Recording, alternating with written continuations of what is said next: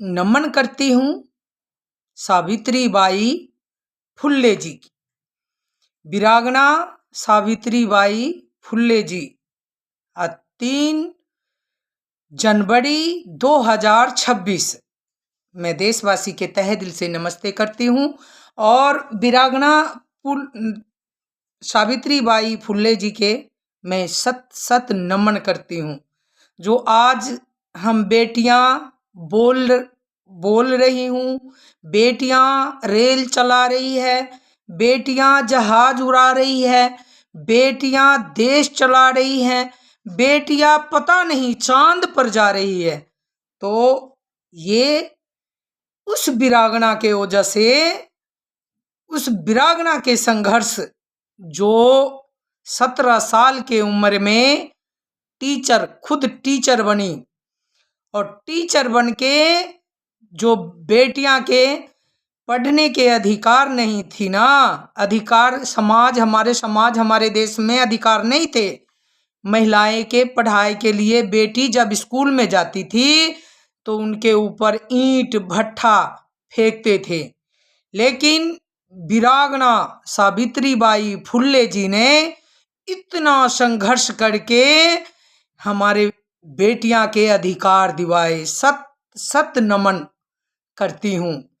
जो आज उस देवी के वजह से हम बोल रहे हैं। अगर हम पढ़े लिखे नहीं होते तो हम आज ये जो बोलती हूँ ये बोल नहीं पाती, सवाल नहीं पूछ पाती, सवाल नहीं कर पाती, बेटियां रेल नहीं चला पाती, बेटियां जहाज नहीं उड़ा पाती, बेटियां जो देश चला गई इंदिरा गांधी जी, और बेटियां जो चांद पर जा रही है वो वीरांगना सावित्रीबाई फुल्ले जी के मैं सत सत नमन करती हूँ। वो ये सब उन्हीं के देन है।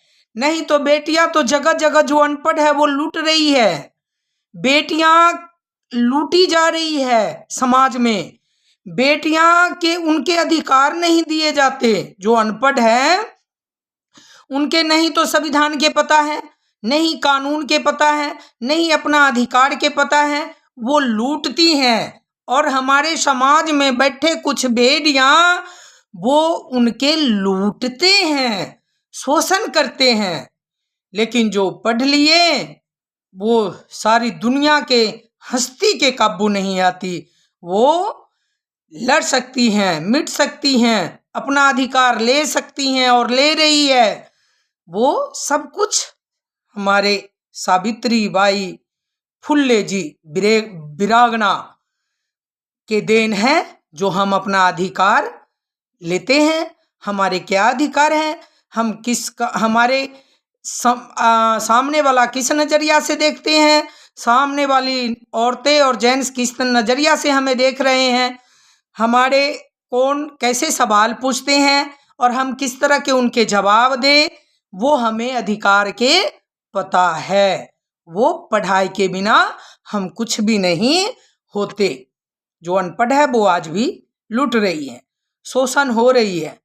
वो सावित्रीबाई फुल्ले जी के मैं नमन करती हूँ। आज उनके जन्मदिन, आज ही के दिन 3 मार्च 2026 है। और आज मैं नमन करती हूँ अपना देश और समाज में उस वीरांगना और उस महान पुरुषों के कहानी जरूर सुनाइए अपने बच्चे के, जो हमारे देश के लिए संघर्ष किया, हमारे देश के लिए मिटे, हमारे देश और समाज के लिए मरना मिटना मंजूर किया, लेकिन किसी के गुलामी अपना अधिकार जाने। वो अधिकार बेटियां के अधिकार दिवाने वाली सावित्रीबाई फुल्ले जी थी, जो पढ़ाने के अधिकार दिए।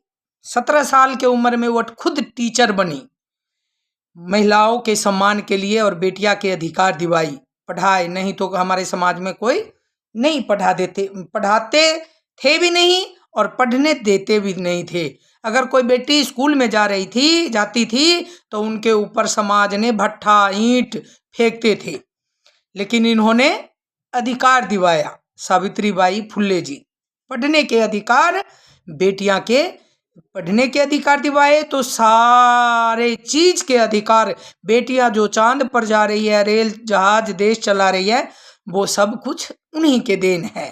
पढ़ाई बिना हम एक अंधे हैं। पढ़ाई वो आँख है जो जगत दिख जाते हैं। और कुछ जगह जगह पर एक रिपोर्टर चले गए। उत्तर प्रदेश के कुछ जिला, कोई जिला है प्रयागराज, वहाँ पे एक सरकारी अस्पताल में कुछ गलत काम हो रहा था, मतलब करते थे वो, तो टाइम पर टीचर नहीं क्या है वो डॉक्टर नहीं आने, और लापरवाही मनमानी अपना अस्पताल खोलना बंद करने, तो टीचर रिपोर्टर गए। रिपोर्टर के वो उल्टे ही झोला छाप जो डिग्री पैसे दे के डिग्री बना लेते हैं, उन्होंने सवाल पूछा, आप कौन हैं? आप मतलब कौन हैं? चाहे आप स्कूल में जा रहे हो, चाहे आप कहीं भी हो, आप अगर आपके वो क्षेत्र है, आपका वो गांव है, अगर आपसे कोई सवाल पूछे कि आप अपना परिचय दीजिए, तो आपका अधिकार यही है कि जो 8 घंटा ड्यूटी करने वाला इंसान हमसे हमारे परिचय पूछे। अगर वो इंसान अपने गांव के नागरिक के अस्पताल में गए थे और उसी से डॉक्टर ने सवाल पूछा, अपना परिचय दीजिए, तो उनके परिचय यही होते हैं कि उनका परिचय उसका गांव है, उसका अस्पताल है, चाहे स्कूल है, उनके 4 दीवारी हैं स्कूल के या अस्पताल के, बच्चे हैं, गांव है, समाज है, तो इनके हमें ज़रूरत नहीं है परिचय देने के और देना भी नहीं है। 8 घंटा ड्यूटी करने वाला इंसान वो सरकारी नौकर बन के वो अधिकार जमाते हैं किसी अस्पताल में और किसी स्कूल में बैठ के, तो हमें इससे नफरत है कि हमें वो जो बूझ रहा है उल्टे सवाल, कहते हैं ना, उल्टे चोर को तबाल के डांटे, उसके घर में आके उनके परिचय बुझे, तो ये जरूरी नहीं है। हालांकि वो टीचर, वो जो रिपोर्टर थे भाई आसिफ, पता नहीं कोई मुस्लिम है, उन्होंने अभी तक वो पर्चे दिया भी नहीं, इसके वजह से लड़ाई भी हो गई। तो रिपोर्टर के काम यही है कि अगर कहीं भी जाए तो आई कार्ड जरूर लेके जाए, लेकिन अपना गांव में जाते हैं, वो अपना गांव के अस्पताल में थे, उनका परिचय देना जरूरी नहीं समझा, जरूरी होने में नहीं चाहिए। वो नौकरी करने आते हैं हमारे गांव में, ना कि वो अधिकार जमाने। वो नौकरी करते हैं, उनके परिचय मांगने पर हमें परिचय देना भी नहीं है, लेकिन आई कार्ड ले जाना जरूरी है। कहीं भी ले जाते तो आई कार्ड ले जाना जरूरी है। और कुछ जगह पर आज बिहार में दिखाते हैं कि बिहार के जो पुलिस अधीक्षक, पुलिस अनुशासन, बहुत अच्छा अनुशासन हुआ कि जो भी नंबर बिहार पुलिस के, बिहार के नागरिक अगर कुछ भी, अगर कोई इमरजेंसी है तो वो डायल कर सकते हैं नंबर पुलिस सहायता के लिए। और अब बिहार बदल गए हैं, और मैं यही कहती हूँ, एक वो फेसबुक पर चढ़ाया है हिसार जिले के कोई, कि वहाँ उत्तराखंड के कोई मंत्री है, वो मंत्री कहते हैं कि बिहार में पता नहीं वो कोई गलत शब्द इस्तेमाल किया है, लेकिन मैं कहती हूँ कि अब वो बिहार नहीं रहा, अब वो बिहार है भी नहीं। किसी बेटी के, अपनी बेटी और औरों के बेटी नहीं है। वो मानसिकता, घटिया मानसिकता के लोग के पता चलना चाहिए कि अब बिहार में भी बहुत बड़े बड़े जेल हैं, और जो गलत तरीका से, नाजायज़ तरीका से, और बिहार के राज्य के बारे में, चाहे वो किसी भी राज्य हो, राज्य के बारे में गलत शब्द इस्तेमाल ना करें।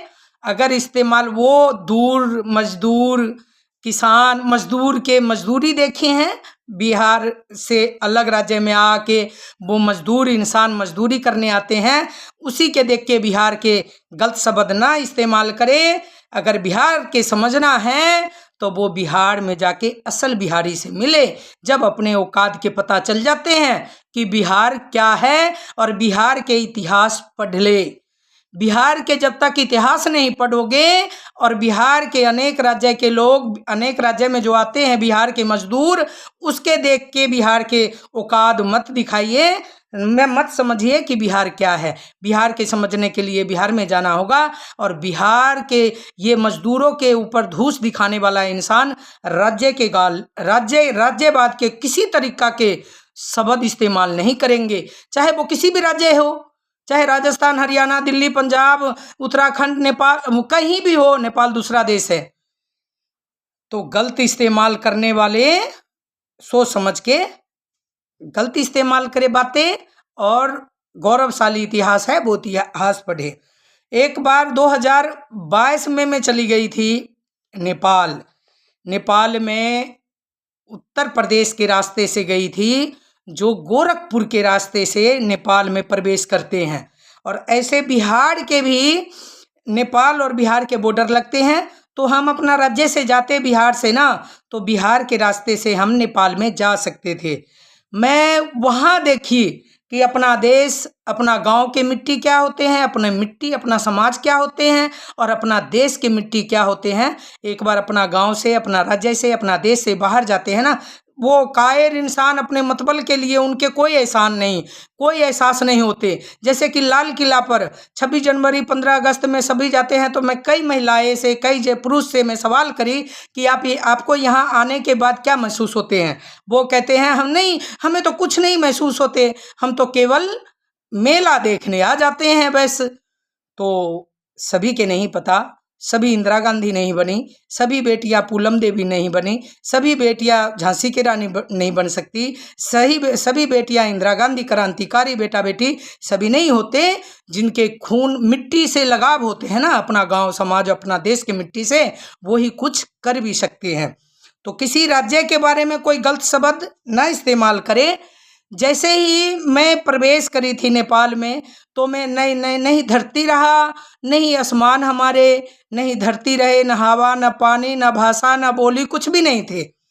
मुझे घुटन महसूस होने लगे अपने आप। जैसे ही बॉर्डर नेपाल और अपना देश के बॉर्डर प्रवेश करके मैं नेपाल में प्रवेश करी, तो अपने आप से दम घुटने लगे। मैं कहती हूँ ना, नहीं पानी रहा, न हवा रही, न धरती रही, न आसमान हमारे, कुछ भी नहीं थे। मैं लौटी, जब मुझे सांस आने लगे, तो मैं इसलिए कहती हूँ कि अपनी मिट्टी से लगाव। इस तरह मैक के ऊपर तिरंगा है, वो तिरंगा से पूछते थे कि आप हिंदुस्तानी हो, आप हिंदुस्तानी हो। मैं कहूँ हाँ जी मैं हिंदुस्तानी हूँ।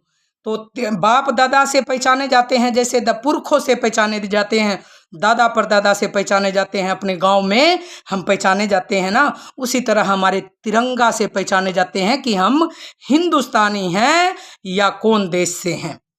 तो हमारे तिरंगा हमारे शान है, और अपनी मिट्टी पर मुझे गौरव और अभिमान है। किसी राज्य के बारे में कोई गलत ना बोले। किसी भी राज्य के बारे में अगर कोई गलत शब्द बोलते भी हैं, तो अब वो बिहार नहीं रहा। बिहार में भी अब असल बिहारी के राज हो गए, असल हिंदू, असल हिंदुस्तानी के। तो गलत शब्द किसी के बारे में इस्तेमाल करने से पहले 1000 बार सोचें, और असल बिहारी से मिलना है तो बिहार में जाके मिले। ये तो बाहर मजदूर गरीब लाचार इंसान है, असल बिहारी बिहार में मिलते हैं, तब अपने औकात के पता चल जाएंगे कि बिहार और बिहार के इतिहास क्या है। लास्ट में यही कहूँगी कि आज सावित्रीबाई फुल्ले जी के मैं सत नमन करती हूँ। आज 3 जनवरी 2026। जय हिंद, वंदे मातरम।